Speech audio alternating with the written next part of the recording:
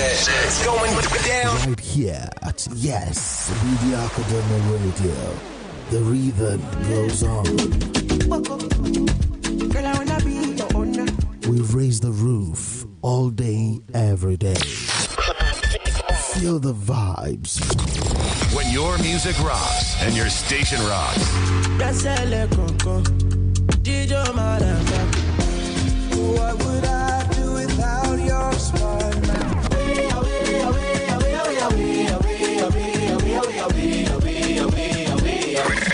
Ready, set. It's going down. Right here at Yes Media Academy Radio. The rhythm goes on. Girl, I wanna be your owner.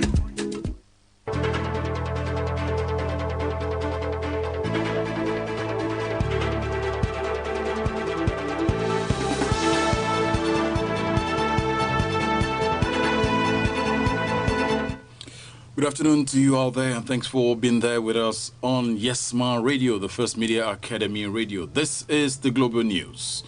The Governor Mai Mala Boni-led caretaker and extraordinary National Convention Planning Committee of the All Progressive Congress (APC) has appointed other members of the party with grievances to withdraw their cases from court. The committee asked the group party members to explore the mechanism to dispute resolution as set out in APC Constitution 2014 as amended. The party gave the charge in a statement issued in Nigeria and signed by its Deputy National Publicity Secretary, Yekini Nabena.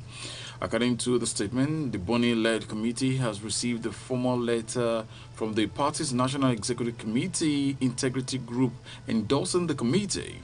The NEC Integrity Group had in the letter also presented members of its executive and board of trustees. Nigeria has recorded 460 new cases of the novel coronavirus, pushing the country's total caseload past the 30,000 mark. The Nigeria Center for Disease Control revealed this in a tweet via its official handle. According to the health agency, the number of total infections in the country now stands at 30,249, while 684 persons have died as a result of the virus. 12,373 have been successfully treated and discharged. Lagos reported the highest number of cases among the states with 150, while Rivers recorded 49. Other states with new cases include Oyo 43, Delta 38, Federal Capital Territory 26, Anambra 20, Kano 20, Plateau 18, Edo 14, Bayelsa 13, Enugu 13, Osun 12, Kwara 10, Borno 8, Ogun 7, Kaduna 6, Imo 4, Bauchi 3, Gombe 3, Niger 2, and Adamawa 1. Meanwhile, members of the Nigeria Governors Forum (NGF) have met to discuss issues affecting the country, including the impact of the coronavirus pandemic in Nigeria and its economy. At the meeting, which held virtually and was presided by the NGF chairman and Ekiti State Governor Kayode Fayemi, the governors resolved to approve the work of the NGF subcommittee interfacing with the Presidential Task Force on COVID-19 to consolidate measures to gradually open the formal and informal sectors of the economy. Delta State Governor Ifeanyi Okowa, who is the chairman of the committee, had briefed the forum on steps taken to provide a coordinated strategy between the federal government and state government to ease the lockdown and open the economy. His counterpart in Kaduna State, Governor Nasir El-Rufai, also provided an update on the implementation of the final report of the NEC Ad Hoc Committee on COVID-19 containing the outbreak and responding to the adverse economic effect, which was presented to the Vice President and Chairman of the committee, Professor Yemi Osinbajo, in March. Governor El-Rufai, who is the chairman of the NGF subcommittee on COVID-19, informed his colleagues that the recommendation of the report have been integrated into the Nigeria Economic Sustainability Plan, ESP.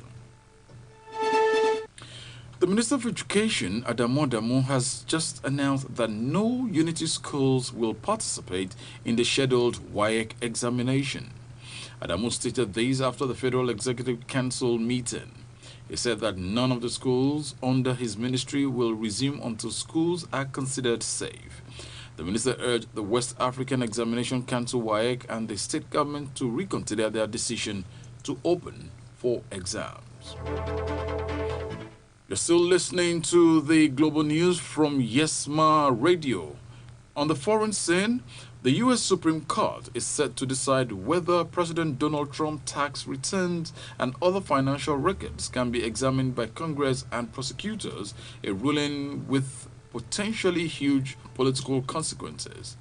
Trump refuses to share documents concerning his fortune and business. His lawyers argue he enjoys total immunity while in office. The ruling will test their claim and has implication on how far U.S. lawmakers can scrutinize the president.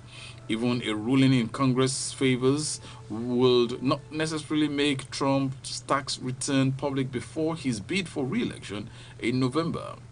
Donald Trump, who made his money as a property developer, is the first president since Richard Nixon in the 1970s not to have made his tax return public.